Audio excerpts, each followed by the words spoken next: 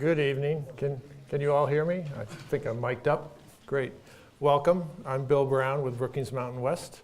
Thanks for coming out to our talk tonight on U.S. military intervention and the American presidency. Topic that's sort of always of interest, but given the results of the last few days, even we couldn't have planned a more timely topic, I think. So I know you'll enjoy it. We're delighted to have our colleague here. I'm going to introduce a special guest first. In the front row here, we have former Congressman Jim Bilbray. So,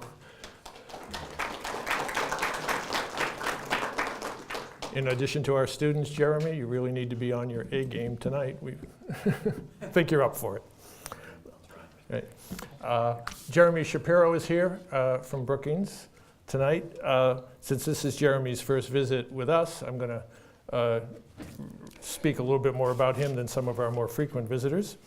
Jeremy is a fellow with the Project on International Order and Strategy and the Center on the United States and Europe in Brookings' Foreign Policy program. He had been at Brookings earlier in his career and then spent some time at the State Department, where he's a member of the policy planning staff. He advised the Secretary of State on U.S. policy in North Africa and the Levant. He was senior advisor to the Assistant Secretary of State for European and Eurasian Affairs, providing strategic guidance on U.S. and European policy issues. He also has been a senior policy fellow at the European Council on Foreign Relations, an adjunct professor of security studies at Georgetown University. He's been at the Rand Institute. He's uniquely qualified to speak on this topic, I am fearless to say, and I know you'll enjoy hearing from him tonight, so I'm going to step aside so we can get started. Jeremy?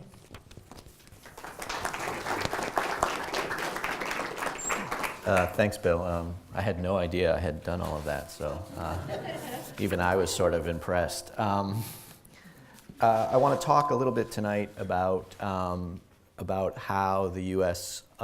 Undertakes military interventions abroad, and how I think that this has changed in the Obama administration and what the implications are for that.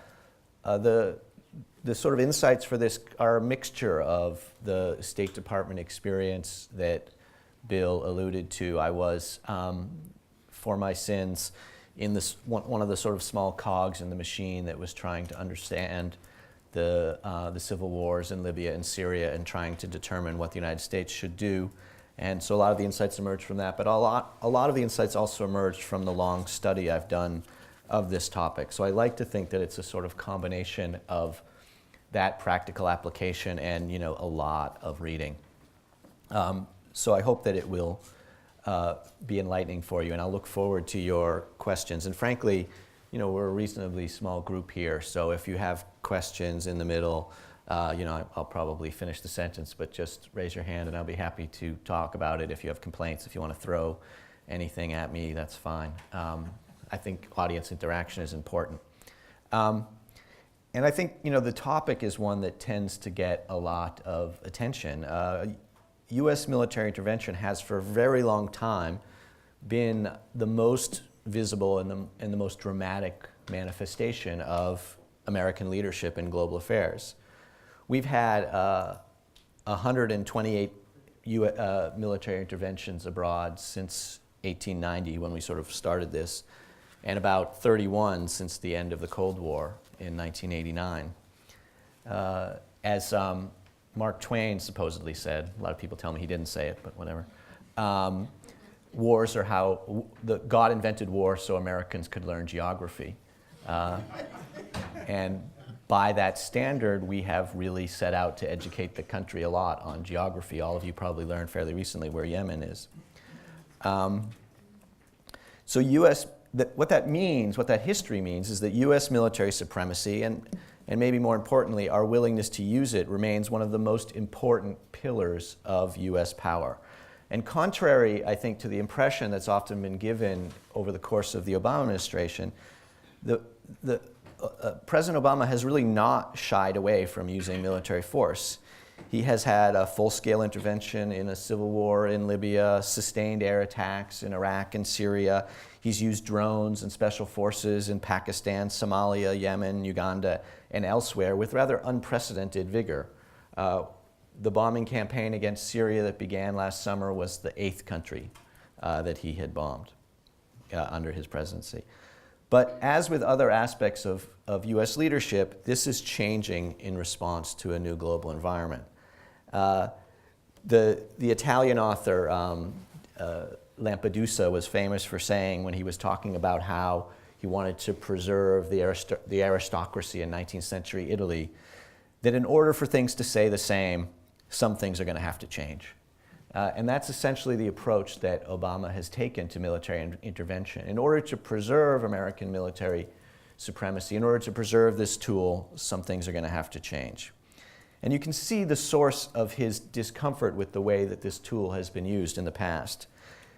He expressed it, I think, most clearly in a speech at West Point in May of last year. Since World War II, some of our most costly mistakes came not from our restraint, but from our willingness to rush into military adventures without thinking through the consequences, without building international support and legitimacy, without leveling with the American people about the sacrifices required. Tough talk often draws headlines, but war rarely conforms to slogans. So this leads me to a couple of hypotheses that I'll try to defend tonight. First, there is a new U.S. approach to intervention under Obama. Interventions still happen, but they differ from the way that previous presidents have done it. And I think this can be demonstrated by looking at the Obama administration interventions, particularly in Libya and in Iraq, but also the sort of non-interventions in Syria and Ukraine when the president decided not to intervene. And the second hypothesis is that is a little bit more speculative, which is that this approach that Obama has developed over the course of his presidency will persist into future presidencies of either party.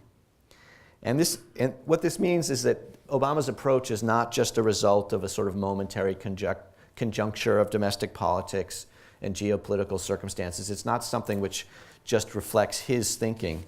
It responds to some persistent global trends which will outlast his presidency. First, the emergence of new powers and greater multipolarity, which means a relative, and I emphasize relative, decline in the U.S. capacity to influence the world.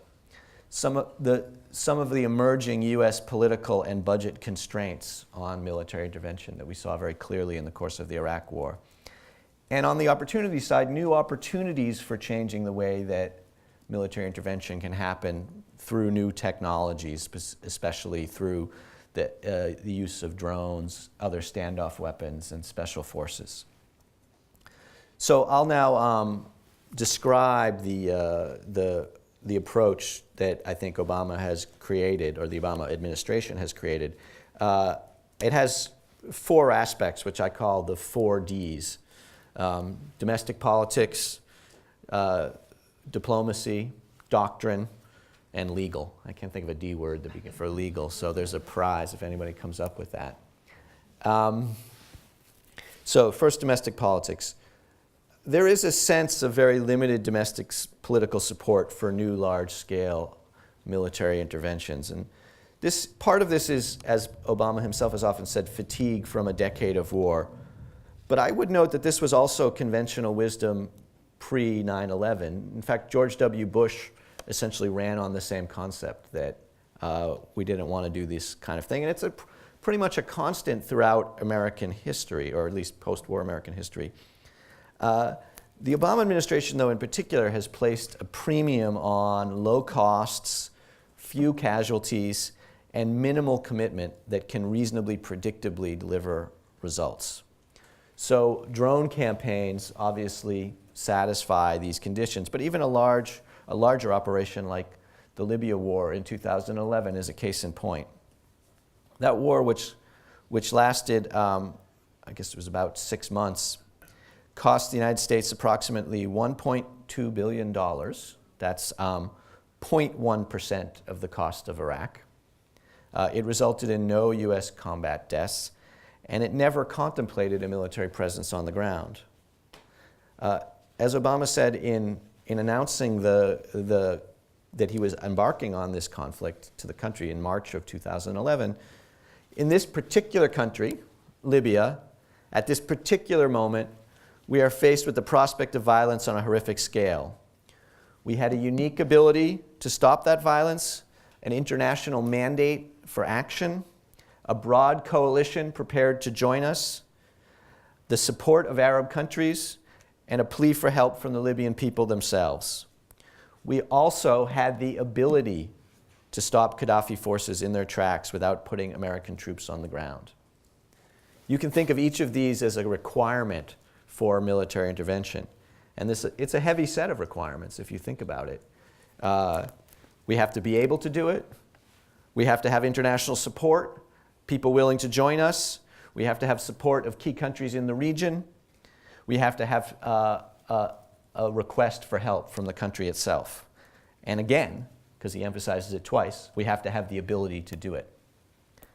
In Syria, in the Syrian civil war, where these conditions couldn't be guaranteed or couldn't even be predicted, there has been no military intervention in the civil war, despite the greater humanitarian and geopolitical stakes that everyone understood were at stake in Syria after 2011.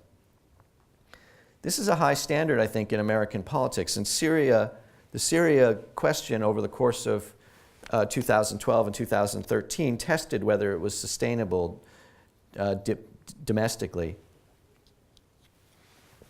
Excuse me.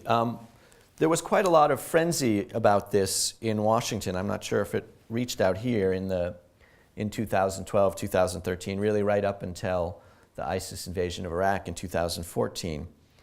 And we felt it very strongly in Washington, this pressure from the foreign policy elite, from the media, that something had to be done in Syria, that the United States needed to do something in Syria. John McCain was the sort of standard bearer of this idea. And it really resonated with sort of Washington veterans back to the debates about the Balkans in the 1990s, where President Clinton was said to have remarked that it was politically difficult not to intervene when something like that is happening, because you have to demonstrate control to the American people. But interestingly, it doesn't seem to have penetrated that much into the mass politics. It was something which was very present on the pages of the Washington Post, in the New York Times, in foreign policy debates around Washington, in the statements of the senators, but it really didn't come up at all in the election. The latest poll right before the 2012 election said that 73% of the American public was against it. And Mitt Romney, if you look at the sort of foreign policy debate in the 2012 election, basically didn't make this point. He never really raised the point that the president wasn't doing very much in Syria because he didn't think it would be useful to him electorally.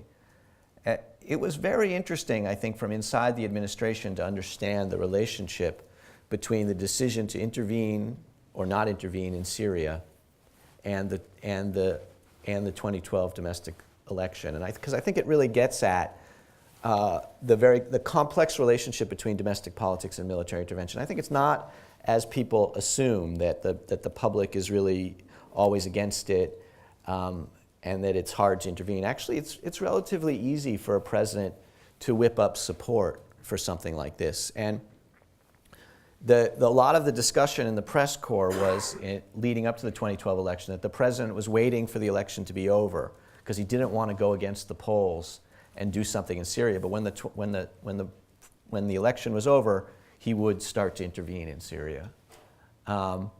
Actually, from the inside, kind of the opposite was the case. The president's political advisors understood that they could intervene in the summer of 2012. They could intervene in Syria, and it wouldn't hurt them domestically. Actually, it would help them domestically in the short term, and the election was in the short term. For 3 to 4 months, they would get what's known in the political science literature as a rally around the flag effect, which means that their popularity would go up as everybody got excited about the war. And even though people had opposed the war at first, they would come in the first few months to support American arms. And this is a very clear pattern in almost every American military intervention. Support goes up for the first 3 to 6 months, and it stays there. It stays there until something goes wrong, essentially. But what the administration was worried about in 2012 in terms of Syria was not the election. It was not November. It was January. They were worried that they would intervene in Syria for electoral purposes and then be stuck with it for their second term. And the rally around the flag effect would fade. They had no plan to get out, and it would dominate their agenda for the second term, and they wouldn't get any of the domestic stuff that they wanted to get done.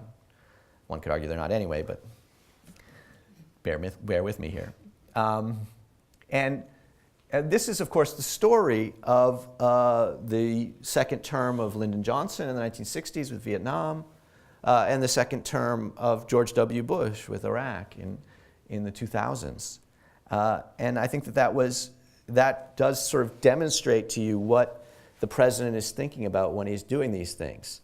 It doesn't really matter what the public thinks right now, because he can create public opinion for the war. That's relatively easy. What he can't do is sustain it over the course of more than about 6 months without moving toward quick victory. And if he can't get to victory in 6 months, or at least show substantial progress in 6 months, then the public will turn against him, and he'll be stuck with it. And this is the very typical pattern for military interventions, and it's specifically what Obama is trying to avoid. So the second aspect of this approach is diplomatic. And in the Obama administration, the United States has been seeking, in my view, to find a new balance between leadership and burden sharing. What I mean by burden sharing is that getting assistance from other countries to participate in these military operations, not having to bear the lion's share of the burden for the military operations. This is not remotely a new issue. If you've been following this stuff through the years, we've been having burden sharing debates with our allies, I don't know, since the beginning of time, I would imagine, certainly at least since World War II. And every president says that he wants to get more out of the allies. But they rarely succeed. And I would argue that in the Libya operation in 2012, for the first time ever, the United States succeeded in launching an operation without contributing the lion's share of the burden. How did they do this? I think that they were successful in this regard because the U.S. was willing to allow others to assume leadership of the operation. In this case, the British and the French under the umbrella of NATO. They were willing to use U.S. leverage on potential spoilers to keep them out of the way.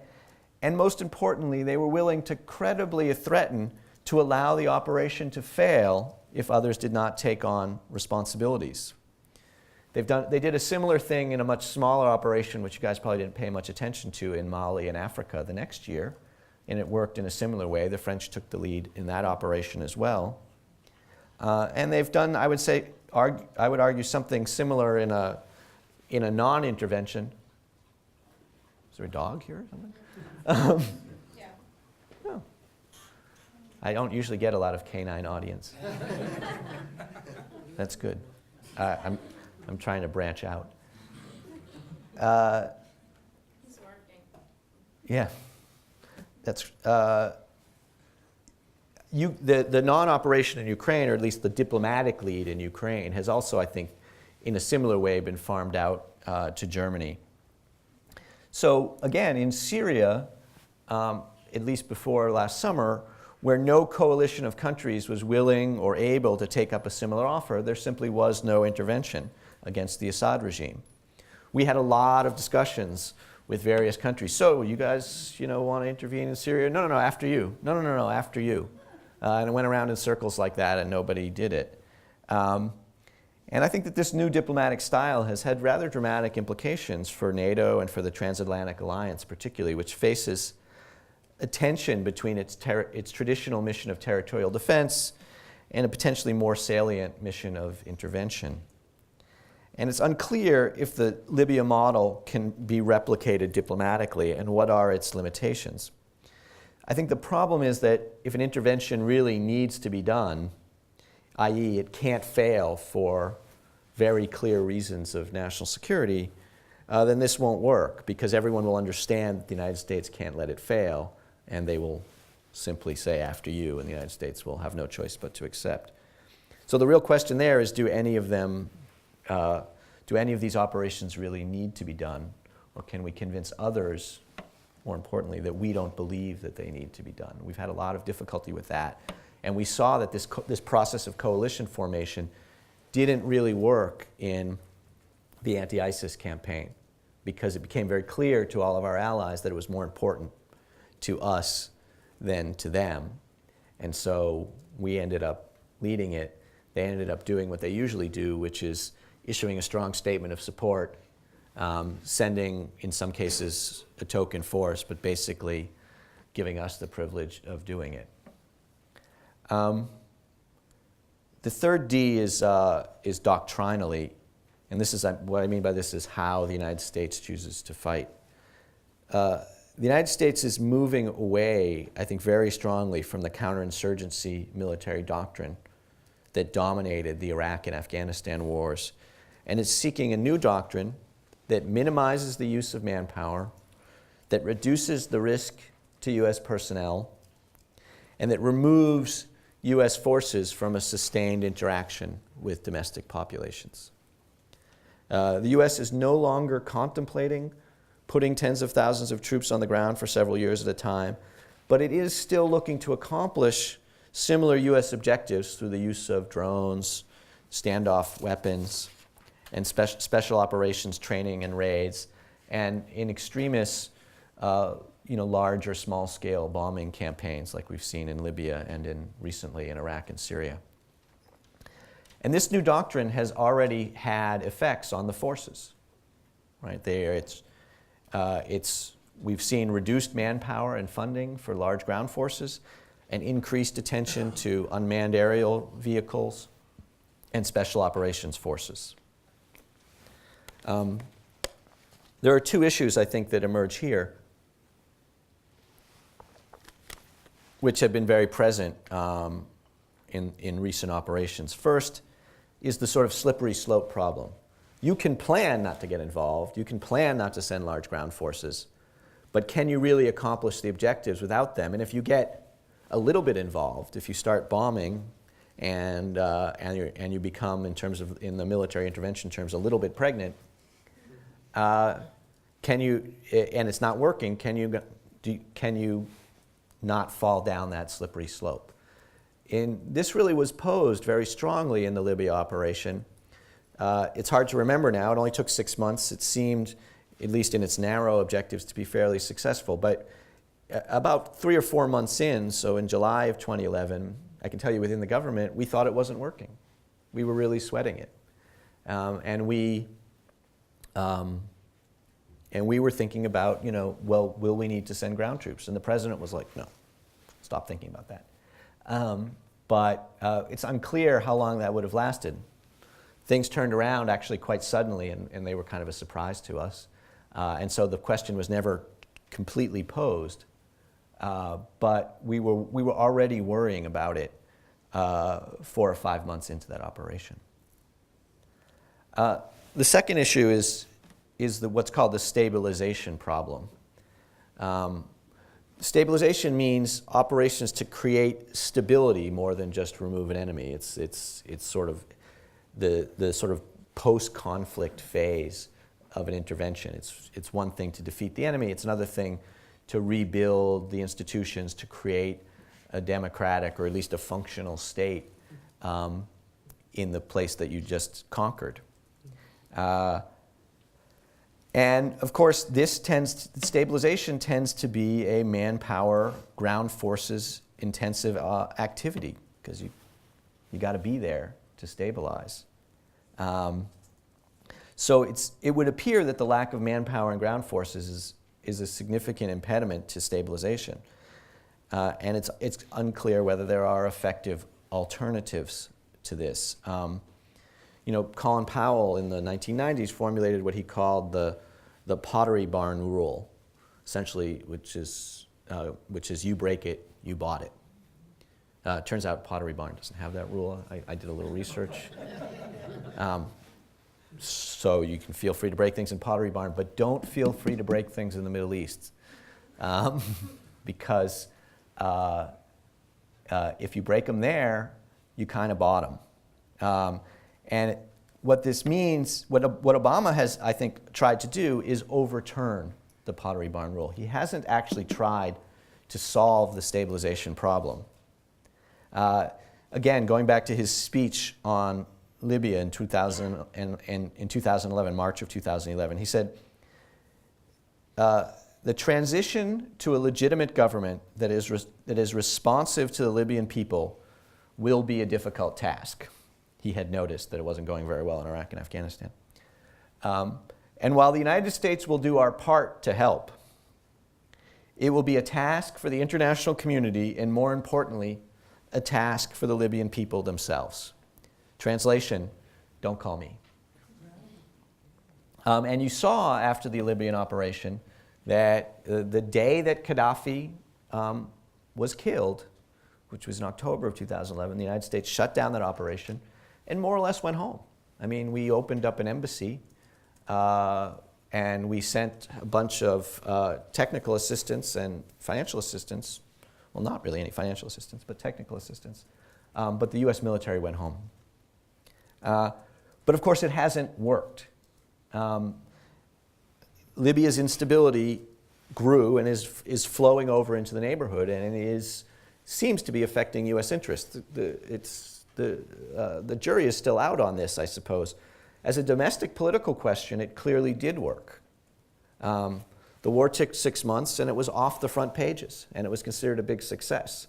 It was a surprise to no one that a year later, or 2 years later, the country blew up into instability.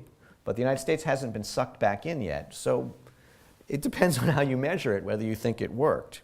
Obama has said that it's the biggest regret of his presidency in terms of foreign policy that he didn't take greater measures to stabilize Libya.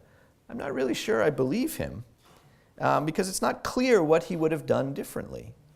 The problem is that there are similar problems in every alternative. We have tried various models in the last 15 years.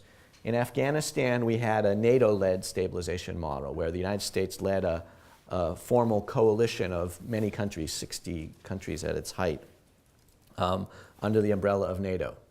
In Iraq, we had an American-led model where the United States essentially tried to do this itself with a sort of ad hoc coalition of a few countries. And in Libya, we tried to have a UN locally led model for stabilization. These three models only have one thing in common. None of them worked. The advantage of the last one is not that it works any better, but that at least you're not involved. And so that problem, I think, remains a huge one. It's just not clear how it impacts US domestic politics yet. So my fourth D, in sort of a brutal violation of the alphabet, is the legal question. Here I mean international law. It's interesting to note that the new US approach in using drones and special forces relies on a very internationally controversial concept of sovereignty and what in UN terms is called the responsibility to protect. Although the West has viewed Libya in part as a success, many of the emerging powers have sort of buyer's remorse. They feel manipulated by the UN resolutions that led to Libya, which essentially said that there was going to be a humanitarian protection mission, but it turned out to be a mission to overthrow the government. And they are committed to opposing giving the United States the same type of authority again. And you see this very, very clearly in Russia and China's opposition to providing any sort of similar authority in Syria. after the Libya operation. And it's not just Russia and China. It's also non-traditional democratic allies like Brazil and India and Indonesia, these sort of rising, and Turkey, I should add, rising emerging powers that are often democratic, but nonetheless don't see the world in the same way that we do and don't appreciate the idea that American power can simply be decided by the United States, and American military power can simply decide to enforce whatever rules it wants in various parts of the world. So, two issues arise as a result of this. First, it's unclear whether the West and these new emerging powers can come to an understanding of the conditions under which intervention would be justified. And without it, it's very hard to form the coalitions that Obama says are necessary. And second, and this relates to what I was just saying, it's going to be very difficult to find a firm moral and legal basis for limiting the responsibility of the intervener. A lot of countries, Brazil is a particularly interesting example of this, noticed in Libya that the low-cost intervention served very little if it leads to a high-cost stabilization or if the stabilization isn't done at all. And so the United States needs to articulate a view about how it's actually going to use its military interventions, not just to solve a crisis, but to actually set these countries on a path to greater stability if it wants to get the legal basis from other countries to continue to do such things. And so far, we haven't been able to do that. So, in sum, so I'm summing up, don't worry. This new approach has demonstrated substantial utility in Libya, in the drone campaigns, but I think that the jury is still out on it in many respects, particularly in terms of stabilization. And I think a question remains whether the new approach can allow the United States to lead and to adequately promote global stability at a moral and a fiscal price that the U.S. population is willing and able to bear. And this brings us to the sort of second question that I began with, will this type of doctrine persist? It has obviously these flaws that I pointed out. And so the question is really, is it about President Obama? Is it about his administration? Or is it about larger geopolitical trends? I have to say, from the inside, it often did seem as if the president had imposed this doctrine on the bureaucracy.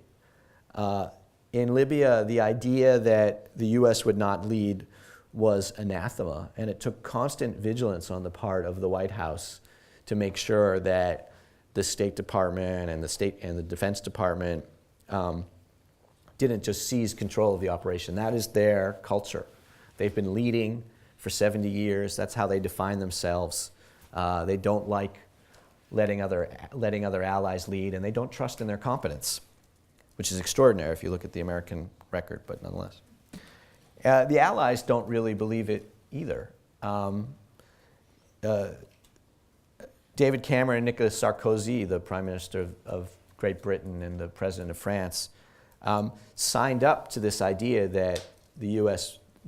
would lead this operation for the first 10 days and then it would be turned over to them. And when the President came to them on the 10th day and said, "It's yours," they said, "What are you talking about?" And he said, "Well, we agreed 10 days ago that you would take this over after 10 days. And they said, "Well, yeah, but we didn't really think you were going to do that." He meant it, and he gave it to them, even though they claimed they weren't ready. And he provided some assistance to make sure that they could be as ready as possible. But it was a difficult and dangerous thing. And I have to say, from within the U.S. bureaucracy, everybody thought this was a stupid idea. But by and large, it eventually succeeded. In Syria, it was very well documented in the press that the president refused deeper involvement, despite the fact that many of his key aides, including my boss, Secretary Clinton, the Secretary of Defense at the time, Leon Panetta, David Petraeus, who was at the time the head of the CIA, and General Dempsey, who was chairman of the Joint Chiefs of Staff, all supported deeper involvement. it seems on a certain level to be a very un-American doctrine, even at the bias toward control and escalation, the idea that the United States will lead, the idea that we can control events abroad, that our military is capable of nearly anything, is a palpable feeling in Washington, and I think even outside of Washington.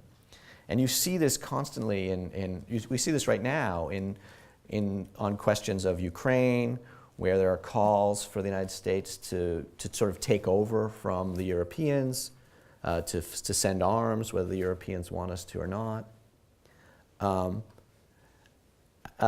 And we saw it just a week or so ago in the Iraqi operation to retake the city of Tikrit, which the United States had essentially left to the Iraqi army, supported by Iranian militias or Iranian-backed militias. This is incredibly controversial because the idea that we would let others carry our water in that way is not something that corresponds to U.S. strategic culture. It's not the way we've typically done things in the last 70 years. And of course, in the case of the Iranians, there's always this assumption that they're getting something out of it. From my point of view, I always thought, if you get two people that really hate you to start killing each other, that's kind of a strategic success. But actually, it's not really generally seen that way. And if you read the press coverage, it was, where is the United States in this fight? Why aren't we in control? Why aren't we in leadership? And this gets to an interesting question about capacity, what the U.S. is really capable of doing. I like to say, with a sort of slight paraphrase of a very famous general, that amateurs talk strategy, professionals talk capacity. It is very, very difficult in U.S. discourse to admit that the United States can't do something abroad. You can say that we shouldn't. You can say that they don't want to. You can say that the public isn't interested. But you can't say that our vaunted military, that our very effective diplomatic corps is simply incapable of something. Presidents don't talk that way, or they very rarely do, I should say. It's very normal for the Prime Minister of Great Britain to get up and say, gee, there's a terrible situation in this country in the Middle East that you've never heard of. We really deplore it, but we can't do anything about it, so we're not going to. American presidents never say that, or very, very rarely say that. They always give an explanation which is not about capacity. They always say, we've chosen not to do this because it's complicated, because the American people don't support it, because we don't need to, because our interests aren't involved, whatever. Obama was, I think, for a brief time, willing to do this in the period in the first year of his second term, in 2013, essentially. If you look at some of his speeches in 2013, particularly the speech that he gave to the UN General Assembly in September of 2013, he said, "We can rarely achieve our objectives through unilateral American action, particularly through military action. The United States has a hard-earned humility when it comes to our ability to determine events inside other countries." And at a later speech in West Point a few months later, he said, "A strategy that involves invading every country that harbors terrorist networks is naive and unsustainable." Unsustainable. Humility.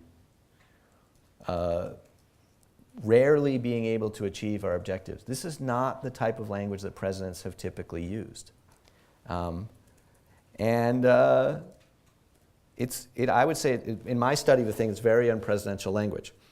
And I think that the experience shows us why it's very unpresidential language. It was a disaster.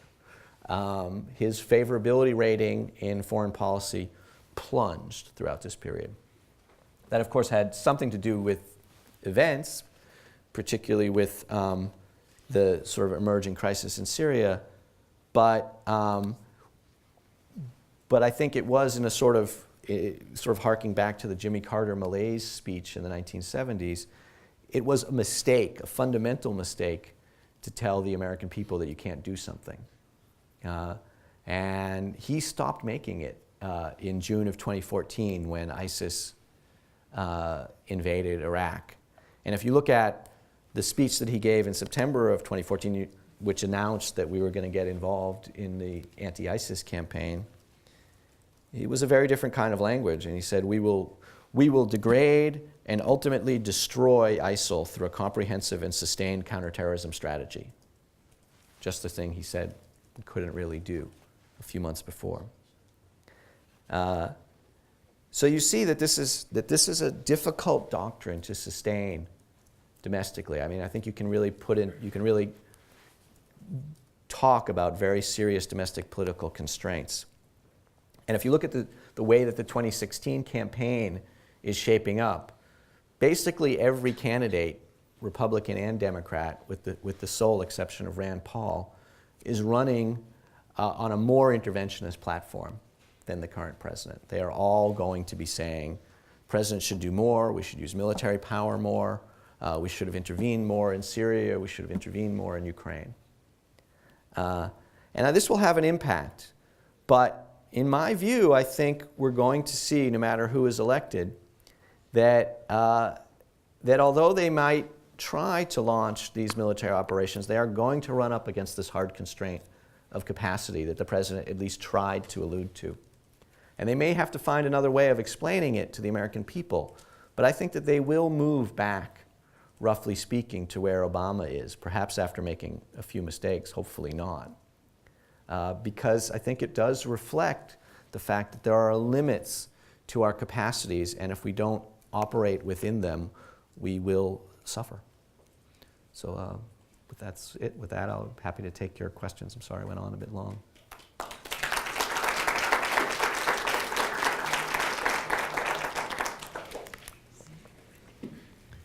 Sure, go ahead. Yes, actually, I'm dying to ask, very good. I'm dying to ask two questions, but I guess I'll have to come back to the second one. So let me start with the first. I don't think you mentioned Congress at all. I didn't notice that word come up. And you know, in the Syria case, actually Britain went to the parliament and they voted it down, and it almost seemed like they had a better democracy. But just a quick question about the War Powers Act. I think there was an attempt, and there's been some recent debate about why don't we actually do it. And the War Powers Act is on the books, and of course that immediately got turned over by Reagan and subsequent presidents, but that requires only emergency actions for 30 days, and then a review, a debate, and an approval through Congress. Why did it go that way, and why haven't we been able? I mean, Britain can do more review through their parliament than seemingly we can. Yeah. You know. It's a good question. It's very frustrating to me, I guess, too.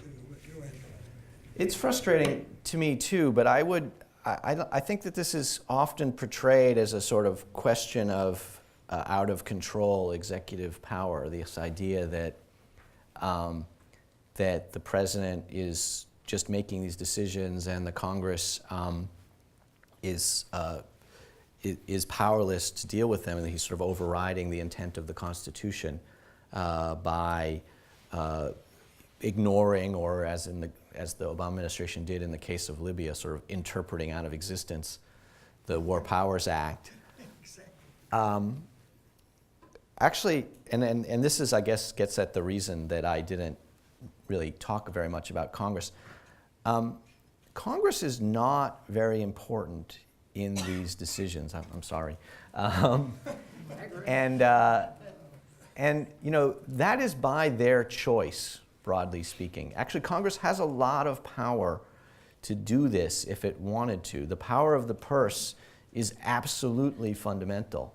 You can't really run a war without it. And you know, and even if, and you know, regardless of what the law or the Constitution says, if the Congress were to stand up and say, we don't want to do this stuff, the president is very unlikely to do it, because he doesn't want to go to war without that backing, or without at least without at least with that opposition. That's never happened.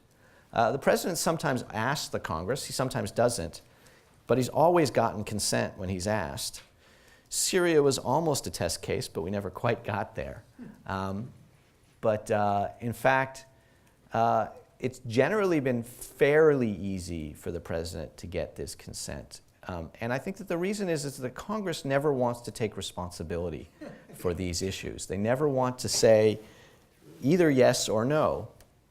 They really, what's interesting about the Syria debate is that it was sort of seen as, oh, the president is going to go to the Congress and ask permission. That was not what was happening.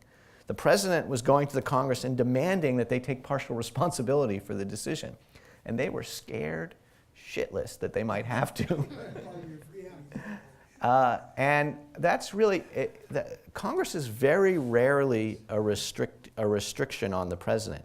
They, like the public, they will come back to haunt him if it doesn't go well, regardless of whether they approved it.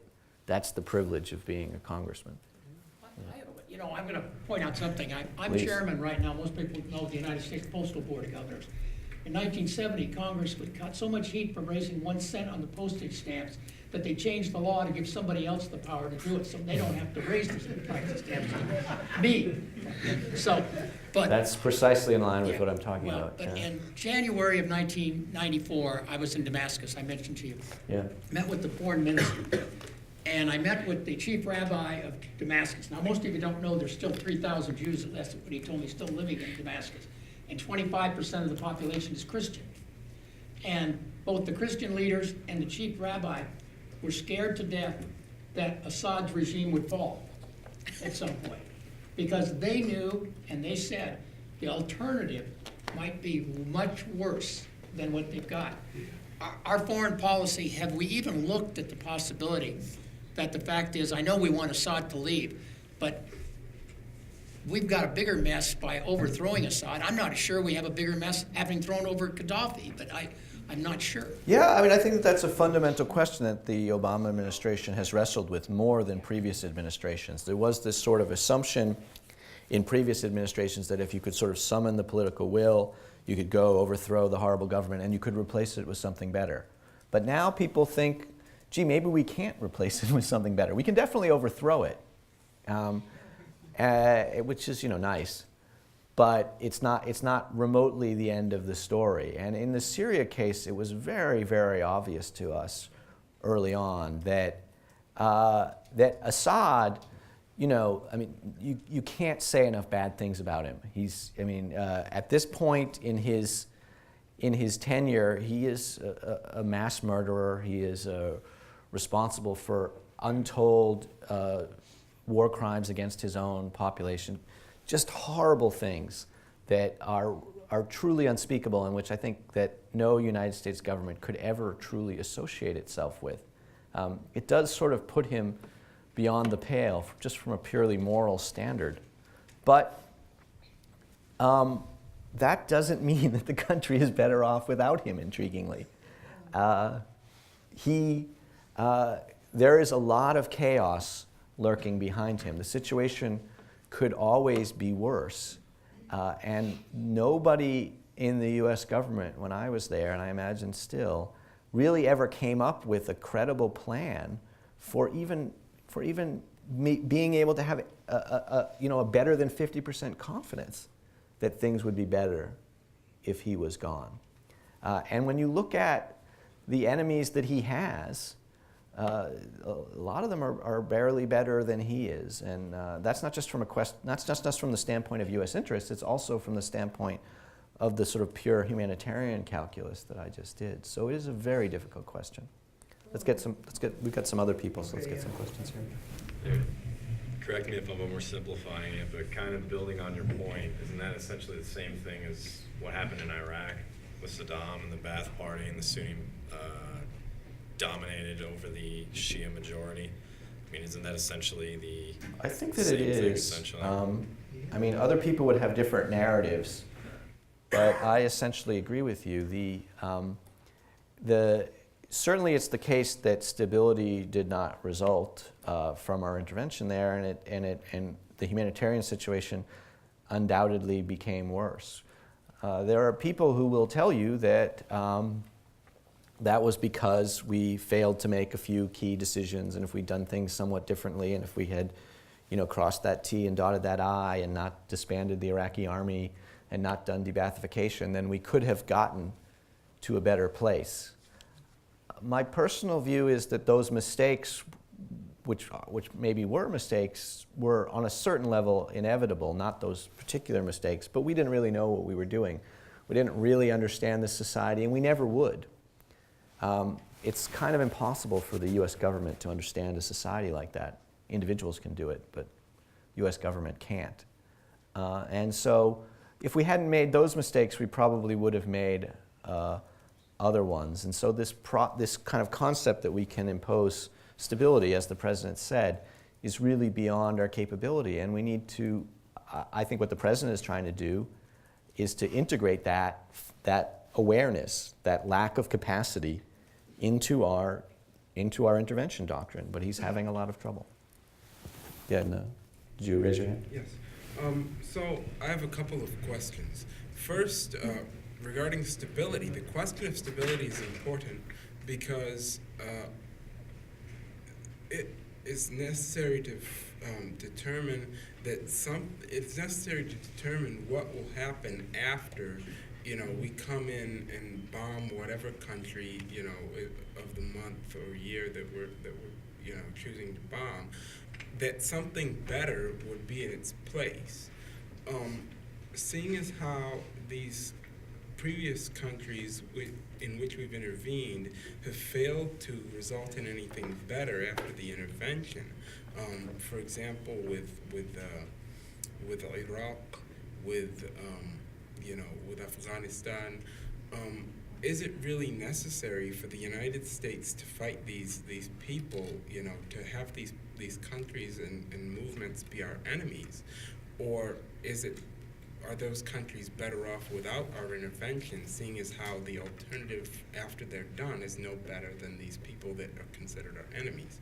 The second question that I have regards American policy today with regards to, particularly with regards to Ukraine. You mentioned that, and I would agree with this, Obama's policies are different than previous presidents. But with regards to the drone thing and other instances of American policy changes, and with regards to military intervention, they're in the interest of safety, supposedly in the interest of making us, making it safer, less U.S. casualties, things like that. If we're going to get the enmity of a nuclear power like Russia, would it really be in the best interest of our safety, or would it be counterproductive with all these things that we're doing regarding drones and such that are supposed to be in the interest of keeping Americans safer? Right. I feel like I've sort of over-convinced you. Maybe you came in with that, so maybe I'll argue just slightly against myself. I do that sometimes. I think that what people are concerned about when they're contemplating these interventions is not simply that the country involved be better off, but that the U.S. has a specific role and has played this role for many years as a sort of global stabilizer. And that if the U.S. ceases to play that role in important places, the instability will spread. I'm not sure I believe this argument, but I think it's important to understand it. And what that means is that it's not just about the country that you're intervening in. It's about a system of U.S. global leadership that provides stability and deters aggression around the world. And so in this argument, it's not simply that you are, it may well be true that the invasion of Iraq was badly done and created more instability in Iraq than was there before. But in demonstrating to the world that a dictator like Saddam Hussein could not thumb his nose at the United States, couldn't develop nuclear weapons, and couldn't invade his neighbors, and couldn't promote terrorism around the world, that has encouraged others to behave. And similarly, in Ukraine, the theory is that if you allow this aggression to stand, more aggressions will follow. This is the historical reasoning that comes from the experience with Hitler and with World War II, in which accommodating this aggression, not ignoring it, saying, well, Czechoslovakia really isn't important to us, we don't need to worry about it. You just encourage more aggression, and ultimately it ends up at your doorstep. Now, I don't precisely accept either of these arguments, but I do think that they are serious arguments. In any case, they motivate the American debate, and I think we need to take them seriously and not simply say, well, it didn't make the country better off, so it was a bad idea. Yeah, up here in the corner. You said in the beginning, excuse me, of your talk, that you believed future presidents would kind of follow the Obama's method of intervention. With George W. Bush, every one of his advisors were wrong. From Dick Cheney, we're going to be seen as liberators. From Rumsfeld, from the oil was going to... Now Jeb Bush is going to be running for president, and he's taking the same advisors that his brother had. So what would make a change? His brother's experience. In fact, his brother did change. And in fact, the second-term George W. Bush administration is actually fairly close to this policy. Not quite there, but definitely pushing in that direction. You should read, there's a great book by Peter Baker, who's a correspondent for the New York Times, called Days of Fire, which is about the Bush-Cheney relationship. And what he describes is the evolution of President Bush away from Dick Cheney in the course of his presidency, to the point where by the time he turned the presidency over to Obama, he kind of already had the policy that I've just described. He hadn't been able to articulate it. He hadn't even really been able to demonstrate it. But he full out refused to contemplate military intervention in Iran in the 2007, 2008 period when Dick Cheney was for it. When the Russians launched the Georgia War in August 2008, this book, I think it's this book or it might be a different book, documents that there was a meeting in the White House and the question was raised of military intervention, and the president said, who's in support of it? Dick Cheney raised his hand, because he always does, and nobody else in the room did. Not a single other person even contemplated it. And the president just went, we're not. No, it was never really seriously considered. And I think that there was quite a bit of learning in the Bush White House and among most of the advisors. It's certainly true that there are people from that administration who are who don't see the evolution as going this way. John Bolton is a good example. I'm sure Dick Cheney is a good example. But I don't think that Jeb Bush is one of them for sure. And I don't think that the majority of the people who came out of that administration, especially the people who lasted into the second term, actually feel that way. This is, I would admit, a struggle within the Republican Party. It's also, frankly, a struggle in somewhat different terms within the Democratic Party. And I wouldn't predict that a president couldn't make more interventionist decisions in his first couple of years. What I'm predicting is that he will live, if he does, he will regret them, and he will follow the same path that George W. Bush followed. Yeah, here in the third. In terms of stabilization in the Middle East from terrorist groups, do you think that we're focusing only on military intervention, we're sort of ignoring the social aspects? Shouldn't we be putting more effort into de-radicalization? Because we keep having different groups pop up, and that's going to keep happening even if we conquer the ones that are currently there. Well, I half agree with you. I mean, I think clearly the military interventions don't stop the de-radicalization. Arguably, they don't stop the radicalization, don't stop the creation of these terrorist groups. ISIS was born in the U.S. invasion of Iraq, largely created in the prisons of the U.S. Occupation Authority there. And that's, the sort of unintended consequences you always have. I don't think, however, that and I guess it's a separate topic, so we don't need to really go into it, that the de-radicalization programs that you're talking about are really much of an alternative. We've also not had any success doing it without military intervention. We can do, I think, some de-radicalization here at home, and that makes a lot of sense. But it's hard, frankly, and the idea that we really understand what motivates young men in Somalia or Syria to take up arms against their government and what creates radicalization in that context, I think is a bit of a reach for the U.S. government. And so I'm not very confident about that. I don't think that terrorism generally has the type of socioeconomic roots that we like to say it does. That it's not really about poverty. It's fundamentally a political, in the first instance political, and in the second instance psychological. It's about the psychology of young males who are alienated and have a tendency toward violence. That's my view. That is a very controversial view. So I'm not very confident that those de-radicalization programs are an alternative. I think we may have to accept, and this gets to my capacity argument, that this is a big problem. This radical groups arising in countries like this is a big problem. It affects us.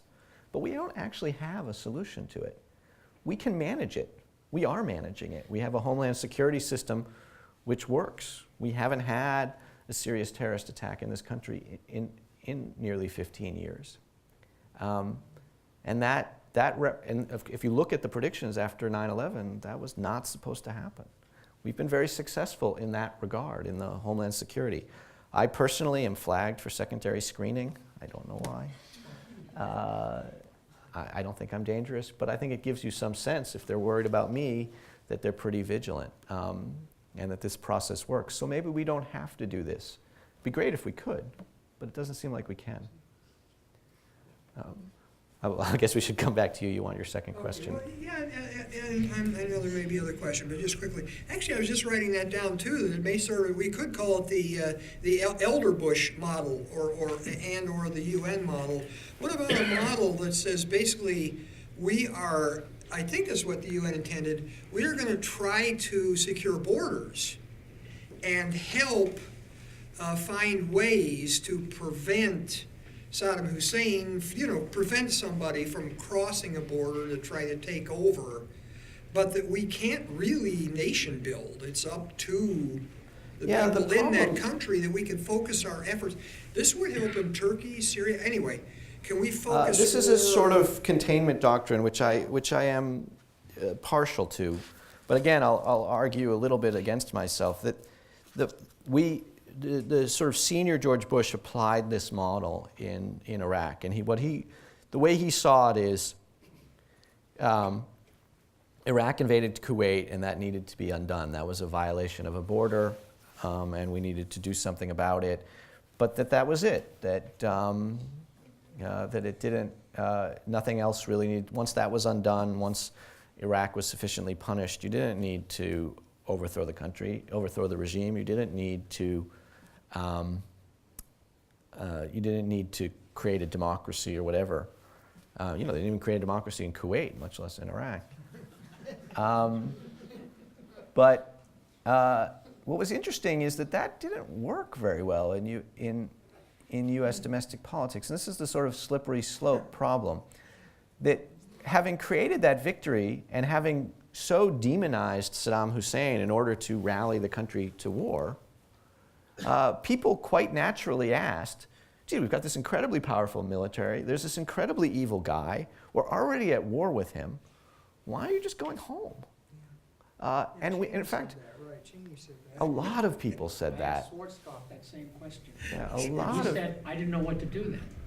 Yeah, a lot of people said that. And interestingly, for the next 12 years, it's a mistake to think that war ended in 1991 and another one started in 2003. That's not what happened.